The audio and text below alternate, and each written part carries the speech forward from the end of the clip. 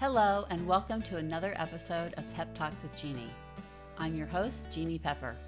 I started doing Pep Talks as a way to inspire you to do intentional acts of kindness and to further the goals of #BlazeItForward. Over the past 6 years, Pep Talks has evolved, and I now use it for interviewing key people in our community who volunteer at the next level. Some start foundations to further their philanthropic goals. Some work at the most needed and influential nonprofits, and others dedicate their lives to causes in their local or even global communities to make this world a better place. Today, I'm excited to have Adrienne Matros, a very close friend of mine. She was honored in 2019 as Philanthropist of the Year, which is a big deal. I was very excited to be there that day when you received that award. Very much deserved. I don't think I know anybody other than Heather Klein, who was a guest, who spends as much time helping other people as you do. I'm going to have you talk about your background and all that, but I want to make sure that that the audience understands that what I find so fascinating about you is the fact that you have always dedicated your life to helping other people, even when your life wasn't in a place where you could donate a lot of money to help people. You still did things. Your passion has always been to do good and to help other people. Where does that come from, Adrienne? Well, thank you, Jeannie. I'm blessed. I feel blessed, and it's an honor to be here, sharing this opportunity with you to really #BlazeItForward. I adore you, and like I said, it's a true honor to be here. My parents instilled in me at a very young age a couple of examples of really being there in the community and doing for the community. And I was raised very, very financially, I'll say, with a lot of financial instability as a child. In my childhood, my father owned a donut shop, so he built a donut shop, and that was his life, was making donuts. And so often he hired people that came from prison. He hired people off of the street to work with him. And on the other side of it, my mother, who always was so kind to everyone in the community. I remember one particular story. I don't remember what grade I was in. I probably was a little bit sassy, maybe in 6th grade. And there was an older woman with a basket, and she was trying to take the basket off of the curb across the street. And my mom said, "Get out of the car and go help her." And my parents called me Adrienne. I call myself Adrienne. And she said, "Get out of the car and go help her." And I did. And she said, "Now let that be a lesson. Let that be a lesson. You can always help someone who has less than you or needs your help, whether it's physically, emotionally. You can help other people." And I really, from that point on, I remember that key being instilled in me that, yes, you can, regardless of your financial means, regardless of your age, that you can, regardless of your gender, regardless of your ethnicity, that you can always help somebody who has less than you. There'll always be those that do more, be more, have more, but you can always help someone who has less. Wow, I'm just taking that all in. That's a big bite that your mother gave you when you were 11 years old. I often wonder, I used to say things, that we didn't have an experience like that with our kids, but I used to tell Blaze that I wanted him to choose a career where he helped other people. And I told him that I felt that because of his high intelligence, that it was his responsibility to do good for the world with it. As much as he wanted to be an artist, a writer, an actor, a singer, I felt that his intelligence would benefit mankind in a greater, impactful way if he became a scientist. So I am very much aligned with your values, the values that you were given as a child. And I don't know where I got it from, because I don't know if that came from my own life. But somehow it came to me that that's how we find happiness in life, and meaning is looking outward, looking at what we can do to help others instead of looking inward. You know, Jeannie, for me, not growing up, not knowing I was Jewish, knowing that I was indigenous, that I was Native American, that my grandmother was born on an Indian reservation and the government took her from her family and gave her to a white family. I always knew that history, and I didn't know I was Jewish until probably 12 years ago. But thinking about that and being Jewish, and you being Jewish, Tikkun Olam was always a concept that I grabbed onto becoming a Jew, and I became a Jew as an adult, not knowing that I was born Jewish.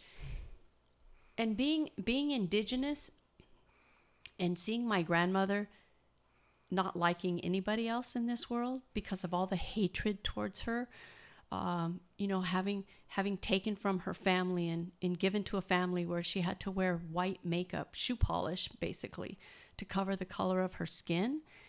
And knowing that, I think that contributed to me wanting to make a difference, wanting to reach back to those roots. As a child, not knowing I was Jewish, but then when I became Jewish, it was a merging of the philosophies, in that although you have suffered in ancestral trauma and suffered both being Jewish and being indigenous, it only created this angst in me that I needed to do more and be more and help more. I wake up every day since I was 17 years old, and when I brush my teeth, I say to myself, I'm blessed and I'm happy to be here, regardless of the tragedies that I have suffered, that humankind has suffered. And I truly believe I was put here on this earth to be there for others and to make a difference. Since 7th grade, I knew I wanted to be in the field of social services. And I said, well, okay, I'm going to become a psychologist. And I accomplished that. And there were times in my life I'm like, okay, I'm a psychologist. I'm still a psychologist. But my whole goal was to make a difference in somebody else's life. And if I make a difference in just one person's life, I feel like I've accomplished my life goal. Yes. That is, wow. Well, that's why I love you so much, because that is 100% who you are and what you stand for. And your husband also. You're both tremendous philanthropists, and you were before you had the means to just give more than your time. Well, you have been a true inspiration to me, Jeannie, and getting to know you even more than, in the past 6 years. I knew you before that, but getting to know you more and spending more time with you, you are a constant inspiration. I mean it in the most positive way. You are a light in my life. Well, thank you very much. I am so honored. I can't even believe that somebody does as much as you do. But I will take that, because you're that to me. So we can both shine light on each other. How's that? You talk about your indigenous roots, and I don't believe that there are any coincidences. I don't believe that that you found out you were Jewish 12 years ago, that was a coincidence. That you are part Native American, that you're a quarter part, that's not a coincidence. This is who you are. I believe because in this lifetime, you were meant to come here and to be able to help people, obviously, but also because you have a tremendous connection to all people through your genetics and also through your soul, your spirit. You are a rare, rare person. And I'm so honored to know you and call you my friend. Another coincidence is that I happen to meet, and I want the audience to see this. I happen to meet the leader of the Shoshone Nation. I had the honor of meeting Darren Perry in Utah when I was there recently. And on our first meeting, he gave me these artifacts that belong to his people. This we're going to have the camera shoot this, is a head belt. They would probably wear this around their head, that he made with his grandmother. The first time he ever made one of these when he was a little boy, his grandmother taught him. This was the final product. So this is very special to him. He wanted me to have it because he knew about our story and he thought that I needed to have this. And you can't say no to when someone offers you a gift like this, even though I felt kind of odd about taking something of such tremendous sentimental value to him, to take it from him. And so I felt very honored that he would entrust this with me. And he also gave me an eagle feather, which is a very valuable thing to the Native Americans. And they're also illegal to take from nature. But he is allowed to own this because he is Native American and he's allowed to give it as a gift. It's so beautiful. I too have one eagle feather like this, and I cherish it. It was also a gift, and it's very, very special. I have some others which I didn't bring, but yeah, these are incredible, and they were made to represent life in general, life. And when an Indigenous person gives you a gift like this, you're right, you can't say no.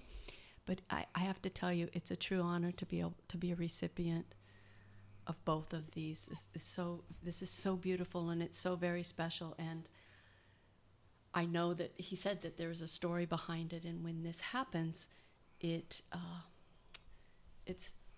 so meaningful. It's so meaningful. I have several items that were given to me from different reservations. A couple from White Earth Reservation. You know, it makes me think of a story that I'd like to share, because I think it merges both Jewish identity and Indigenous identity. I had been overseeing, it was called, Oprah Winfrey had started this organization called O Ambassadors, where she took high school students to Indigenous populations around the world. And it started in Africa, and Tarbut Vitura was the first school that was accepted into this program. And I became involved with it because my youngest son was part of the program. He got into the O Ambassador program, and he went on a trip to Africa. And that's where it first started. And I didn't speak with him for 3.5 weeks. He came back from the trip, and he said, Mom, what? I said, what? I'm so happy to see you. He said, Mom, I'm going back. You don't understand.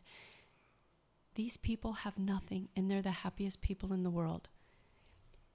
Wow. It completely changed my son. And to this day, he probably has his underwear from 7th grade. He takes 30-second showers on all of this, right? From having this experience. And I said, oh, wow, there's something to this. So I got involved with the program, and I ran the program for TVT for 10 years. And during this program, it was the opportunity that I had to go back to White Earth Indian Reservation.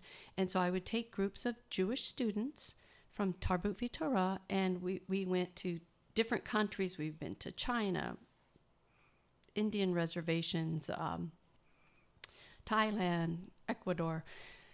In this one particular trip, we went back to White Earth Indian Reservation, and I had never been there. And that's where my grandmother was born and taken off of the Indian Reservation. So we go back there, and I have these group of Jewish students, and we're working with really the population on the Indian Reservation and learning so much. I mean, it was so emotional for me to be there. And they knew me, and they welcomed me. They could tell I just had to say my grandmother's name, and they have a whole oral history, and it's very interesting. And I learned so much. But with this particular group of Jewish students, we were sitting in a circle with the medicine man from the reservation, and one of the Jewish students asked him, how was it to grow up in poverty? And he said, I'm very happy that you asked me that question. And he said, because I'm going to tell you something. He said, I didn't know the word poverty. I didn't know what it meant until I applied to go to college off of the reservation. And they informed me that I was below the poverty line. He said, I still didn't know what that meant. He said, but that's a white man's word and explanation. He said, I didn't grow up in poverty because what matters to me and what's important to me, I have. And I had all of those things growing up. I had a family, a roof over my head, and food for my family. If you don't have those, you are in poverty. But I didn't have those things. Wow. We were all in tears. I can imagine. We were all in tears. And it hit me like a brick in the head, the definition of poverty and what's important to them and what's important are Jewish values of tikkun olam and doing something for somebody else. It was an incredible experience. And I've been to the reservation a couple more times, and if I can mention, because I've never really talked about this publicly before, knowing that my grandmother was born there on that reservation and taken off the reservation because her father was killed in a train accident. He was working for the government, and anyway, and she never got to see her family again, her mother or her siblings. Being on the reservation, I had the opportunity to meet Winona LaDuke, and I'm just going to do a little pitch here. This is Winona LaDuke. And I found out that Winona LaDuke is half Jewish and half Ojibwe, Chippewa, Anishinaabe. Fascinating. Her mother is Jewish, and her father was a tribal leader. She lives on the reservation. She's an incredible human being, and I called her my soul sister, and she kind of gave me stink eye, but I still believe she's my soul sister. I feel so connected to her, and I follow her, and I follow all things on the reservation. But I learned so much. I'll give you an example of Native American, and this doesn't translate to Jewish so much or Jewish identity, but one interesting thing about when children are born, when indigenous children are born, and particularly in this reservation, and particularly with the Chippewa people, the Anishinaabe, Ojibwe, I'll use all three, they don't name their babies. They don't name their children until they're about a year old, and they get their personalities. Every baby is called Abanuche.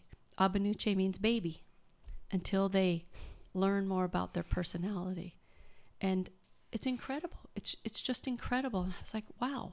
How, what we could learn from indigenous people, which is a whole nother story, right? Native wisdom that we've lost. Native wisdom. There's so many similarities. We think about rituals and ceremonies that we have. There's such crossover and such between indigenous, between Jewish, and probably other cultures too, that we don't acknowledge and we don't tend to look towards for their wisdom, right? I mean, all of the herbal remedies, everything that I learned on the reservation. I mean, I learned from my grandmother who, before she was taken off the reservation, of course, slippery elm bark for a sore throat. I learned that. Burning sage. I was thinking about bringing sage here. I didn't, to do a little ceremony. And it's so common now that we do it, but there's reasons behind that and the language and all of that. It's just so incredible. And to know that in my family history, not only do I have the Holocaust, but the genocide of 18 to 22 million indigenous people between the Americas, Canada, North America, and South America occurred. And there's no recognition or acknowledgement of it. And that's why it keeps happening. Yeah. And it's tragic, but there's so much to learn from. Yes. From that. And I'm proud. I'm so proud. I'm proud to be Jewish. I'm proud to be indigenous. And I'm part other stuff too, but I discount all of that. Well, you have quite a legacy between your Jewish heritage, your Native American heritage, and your own legacy of kindness that you have given to all of us. You said that your family obviously was a big part of what gave you this insight at a very young age that helping people was really meaningful and you should do it just for the sake of doing it. There was never any thought that there would be a payback for you by helping other people other than the way that it made you feel. No, and I've been blessed a million times over. But you still dedicated your life to helping people. You went on to have a career as a PsyD, which is a clinical psychologist, and you basically worked in social services for many years. All of that led you to where you are today. you're the mother of seven children. One of them is biological to you. 3 of them are biological to your husband. And 4 of them are, you want to tell our listeners a little bit about the 4 girls that you adopted? Sure. Many years ago, I worked not as a psychologist, but I worked in the field of developmental disabilities, and I was working at a facility in Beaumont, California, and I was living in Palm Springs, and an employee that worked with me brought her 4 nieces to the facility one day, and they were 2, 3, 4, and 5, and cutest little girls. And they came to the facility, and I got to meet them. And she said, "Oh, these are my nieces, and these are her parents." And unbeknownst to me, they came around a lot, and then they were gone for periods of time, and found out that these 4 girls' parents were drug addicts. Mm. And they started staying with us when they were maybe 6, 7, 8, and 9. And we lived in Glendale, Pasadena area, and they stayed with us, and I drove them to school on my way to work in the federal prison. They stayed with us, and then the parents, the father was in prison in Boise, Idaho. The father was from Boise, Idaho. They were mixed ethnicity, so they were white and Mexican. And the mother was addicted to drugs. And both parents passed away within a year of each other, and we feared that they would be separated in the system, so we took them in, and we had a place for them to live, and they still went to their same schools and high school, and it was not a legal adoption. It was an informal, kind of under the radar, and really social services, no one cared enough to find them. And as my husband says today, it was the best thing we ever did. They are 4 beautiful adults, married with children, all of them. And it's one big happy family. And we have 14 grandchildren now. And the 15th is on the way. So it's a beautiful story. And like Rick says, I agree. It's the best thing we ever did. And I get very emotional. And he would get very emotional too, because it wasn't easy. There were times when it was really, really challenging. The girls were upset with me that their father overdosed the day he got out of prison. I went to let them visit him, but I didn't want them to spend the night with him. And the mom was in the hospital, I remember. And I said, "No, it's a school night. You got to come back home." And the dad overdosed that night. So the 2 oldest daughters were really upset. They said, "If you would have let us stay with him, it wouldn't have happened." I mean, it's been a long time coming, and I can't say that I was the best parent in terms of letting them grieve their parents, the loss of their parents. And I know now that in retrospect, and we've spent a lot of time together talking about that, and they're just beautiful, beautiful, beautiful, beautiful girls in every way. I'm sure you had something to do with that. It was the best thing we ever did. That's a lot. And I know that most people wouldn't know this, that when you had those girls, when you took them in, you and your husband were living in like a 3-bedroom home, and not a big 3-bedroom home. Right. So that was a lot of people that you had to deal with in a small space in a very stressful environment. So that's a lot. So people that think that they can't do good things because they don't have resources haven't met Adrienne. Right. Yeah, the resources were the least of it. Yeah. You just do what you need to do. That's right. And that's what we did. Yeah. But that's also the sign of a very community-minded human being in a family that's very community-minded, to take in children of a different race, a different religion. And another thing that people wouldn't know is that you allowed these girls to retain their family's religious beliefs. All of it. Yep, even though absolutely. you could not, provide them with, that you did not ask them to change their religion or never. I was never Took even them to occurred church to you. whenever they wanted, whatever they wanted to do. Their kids, I believe all of the 6 children were baptized. Of the grandkids, they're baptized. It's all good. It's great. it's fantastic, actually. That's really incredible. Really incredible. Are your siblings like you? Well, I have two siblings. One, definitely not. One who passed away in a plane crash in 2012. He was my hero. He was younger than me. He was my hero. He was so kind and generous and philanthropic to no end. Can you tell us about him? Steve Appleton, and he got a tennis scholarship to go to Boise State. He was really bright. He got accepted to Stanford, but we didn't have any money, and they couldn't give him a full scholarship. He was genius he was probably, given that label when he was in second grade. Anyway, very, very bright. So he went to Boise State.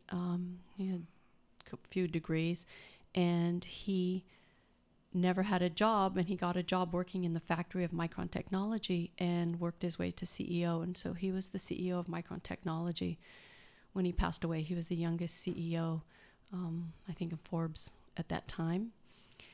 And very, very successful, very successful. Oh, hard worker. Very hard worker. Philanthropic. Very, very philanthropic. I still hear stories about things that he did in the community that people didn't know about. Yeah, all these years later. So I'll say yes. One of the two brothers is, we're cut from the same mold, actually. But it's also interesting that, it does sound like you and Stephen had a very similar spirit. But yet there was still one of your siblings that didn't get that spirit. So it's not all nurture, is it? Right. It's not. It's not all where we came from. Absolutely. So it doesn't matter if your parents were wonderful or terrible. Or rotten. Or right. rotten right. or perfect. Yeah. Her four daughters had parents that were biological parents that were drug addicts, which is kind of seen as a selfish act, especially if you have a lot of children.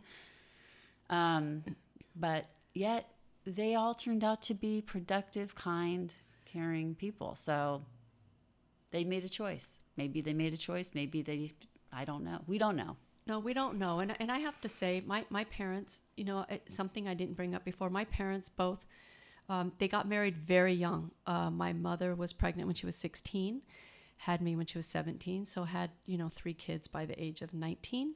And both of them didn't graduate from high school. My father was 8th grade education and my mother 10th grade, I think. And he had a son that was the CEO of Micron Technology and a daughter that's a PsyD. Wow. Yes. That's quite impressive. Yes. Quite impressive. Your family is really a living example of what is possible. Right. And my dad had a terrible childhood, and my mother didn't have the greatest childhood either. The one reason I didn't know I was Jewish is because my mother decided early on not to share that with any of us because she disliked her father so much. Her father was Jewish, 100%. And so, and my grandmother, her mother is indigenous, so I only learned about that. But in neither one of them, I guess my grandmother did have a high school education, but not sharing that I was Jewish, I think about it now, it had to be so painful for my mother and for me to go through a ceremony to become Jewish. We were raised pretty much without religion because my grandmother was forced into Methodist. She was adopted by a Methodist minister. And my father, who had a terrible childhood, raised with no religion. So we didn't have very much religion growing up. So when I became Jewish, I wasn't giving up anything because I wasn't raised with very much. I knew about Christians and I knew about Christmas. We didn't celebrate Christmas. But my mom made the choice to not share that I was Jewish until I'll say I confronted her with it. I hope she never sees this. But I said, hey, Mom, I did some genealogical studies here at the JCC, and it shows that they immigrated to Pennsylvania in 1871. Bilderbach and Weiss. Yeah. My dad would say that, they celebrated Shabbat. Yeah, okay.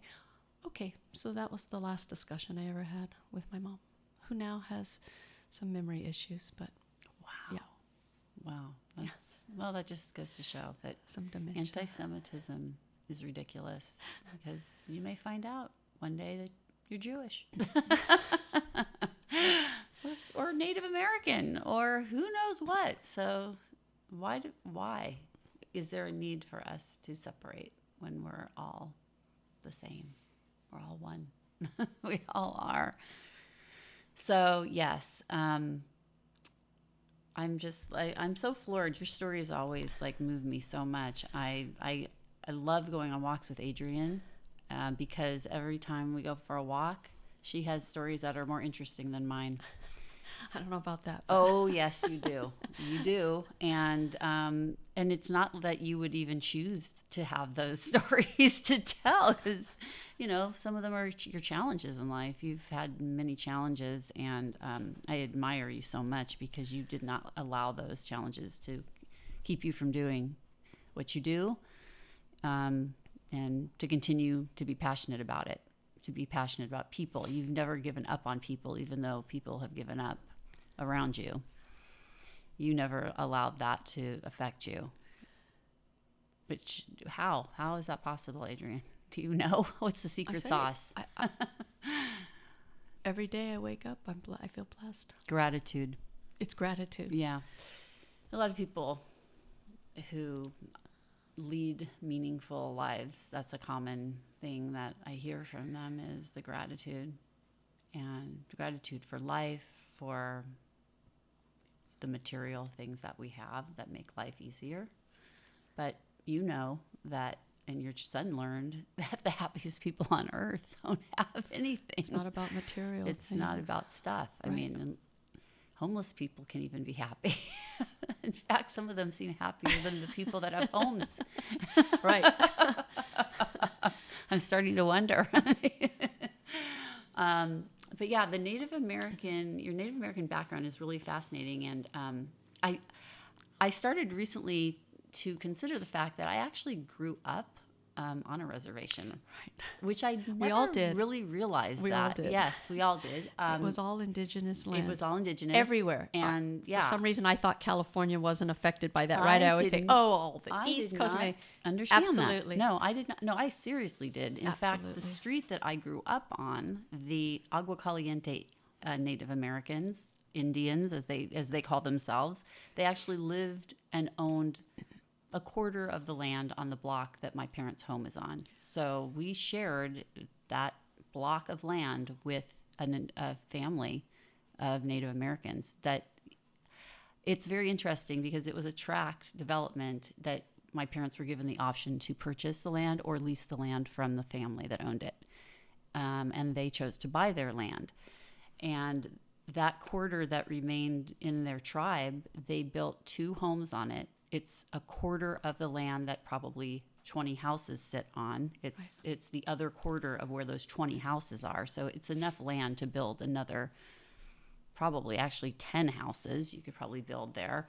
But they've only put 2 there. They put a fence around it and have very modest homes there. And they just allow the native plants to grow there. They did not cultivate it, landscape it at all. They just allowed it to be.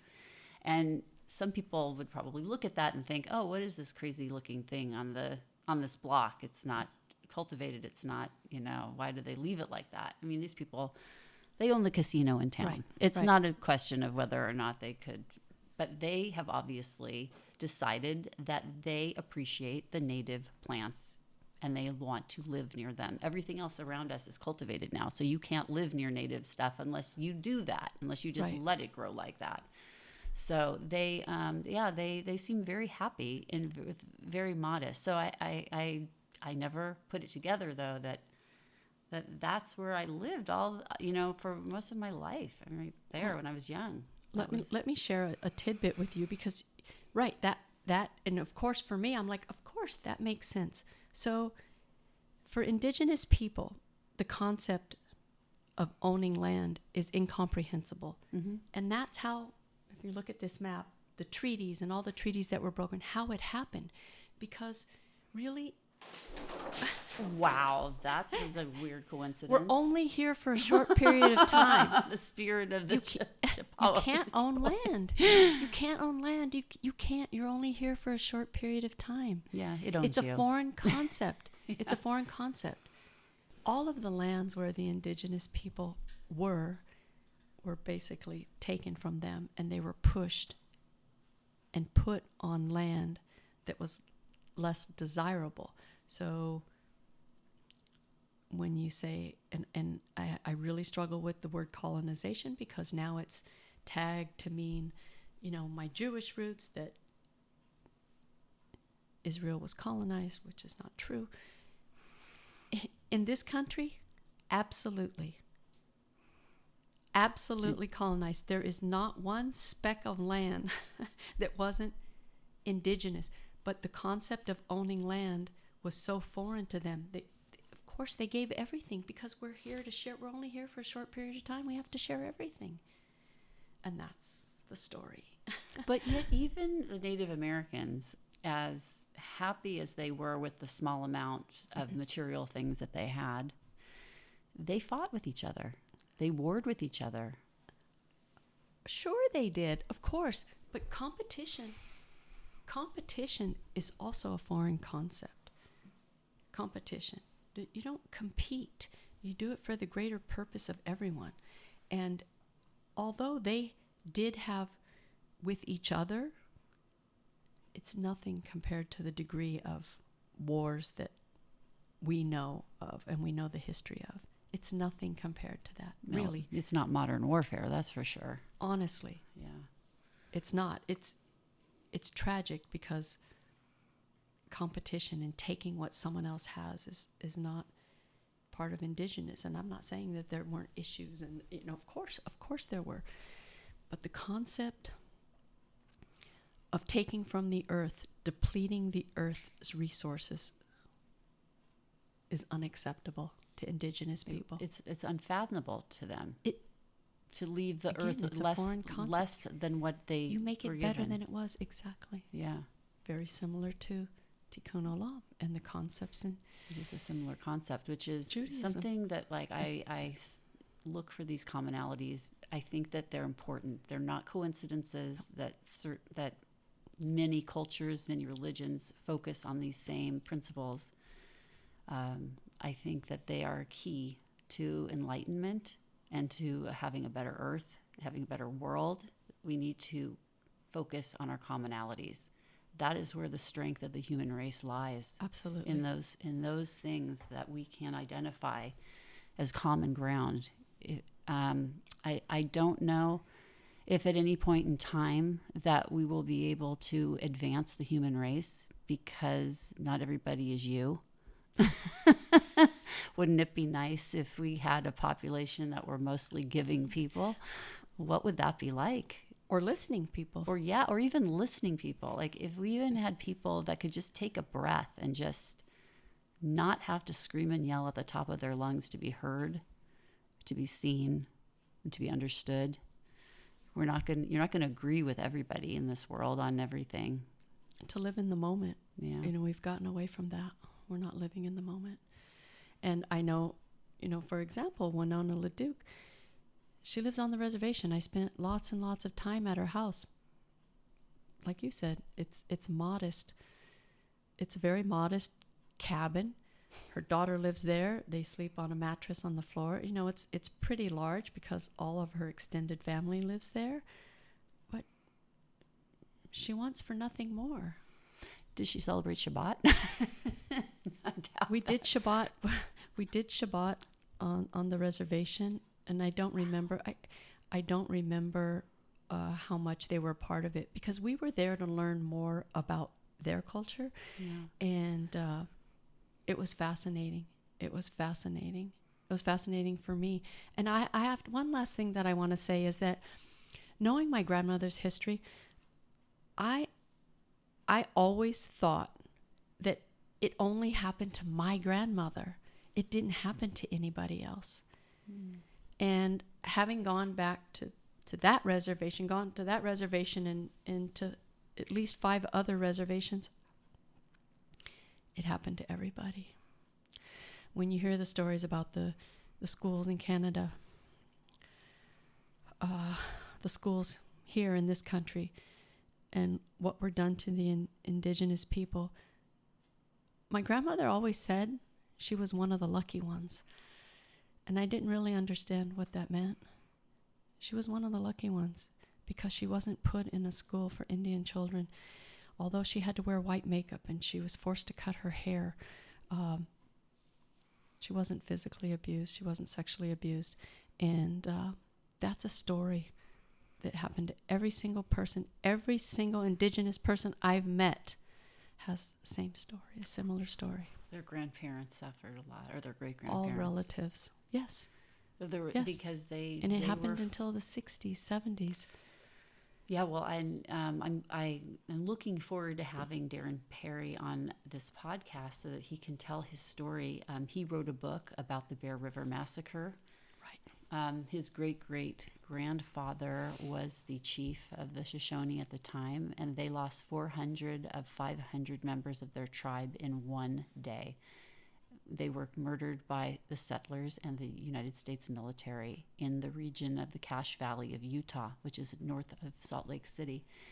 And even with this devastation, they still, those 100 people that survived this massacre, they survived and they continued to keep their tradition and to pass their culture on. Now, Darren is half, he's also Mormon, and many of them probably did assimilate, but he's their chief, and he's very, very knowledgeable. He's a professor at the University of Utah in Salt Lake City, the state university, and he's a conservationist, and his specialty is native wisdom and bringing it back to ecology and conservation, and the things that the Native Americans knew that we haven't figured out yet is astounding. And this knowledge will be lost if we don't listen to these Native Americans that have essentially become the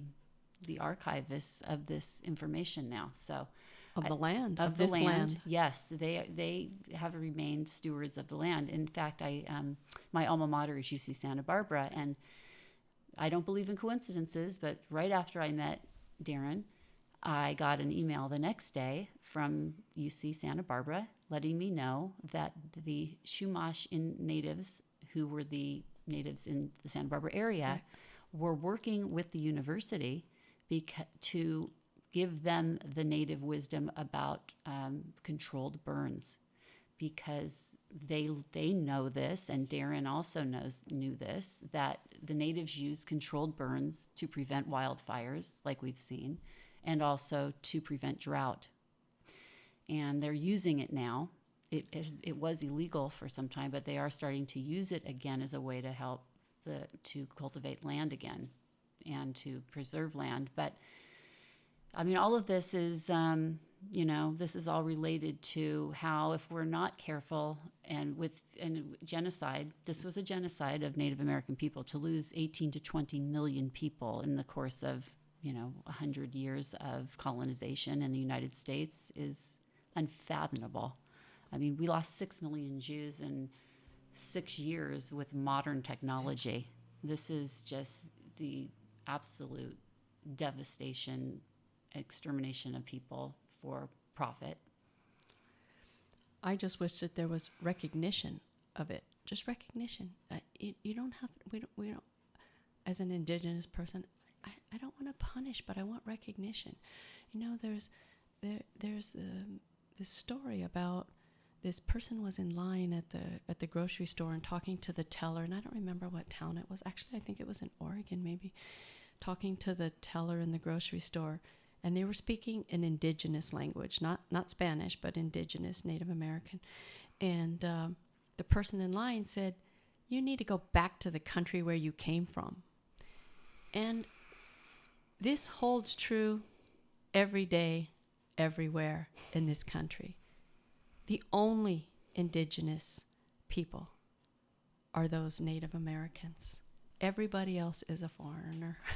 Everybody That's else. right. But, the history that we were taught, the indoctrination that we all received, told us that the Native Americans welcomed all of the disease and the larceny of their property and celebrated it in a Thanksgiving feast because it was so nice to have the colonization.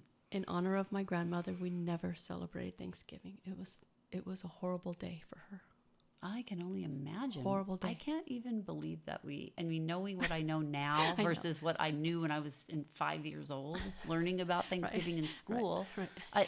It's shameful. It is absolutely shameful that it is not acknowledged in public schools. I mean, I'm positive there's hope because now we have Indigenous Peoples Day, and different states have adopted that instead of Columbus Day, right? Which Columbus basically was the beginning of the genocide or part of the genocide, shall I say, that now we have Indigenous Peoples Day. People are like, oh, that's so stupid. I said, oh, just let's, please give them a space. This goes to back acknowledge to the general ignorance in this country. Right.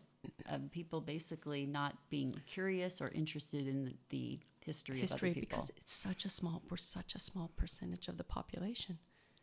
And you're part of two very small populations. Right. We're like 0.001. But you identify, you're a quarter Native American and you're a quarter Jewish. I mean, technically. But yet you identify as those two things. You could say, well, I'm half European or whatever it is. I don't. I identify as Native American. Yeah. I always have. I got a scholarship to go to Cal State Long Beach being Indigenous. And there's so many politics around that. Like my son applied to Stanford, but you have to show your tribal registry.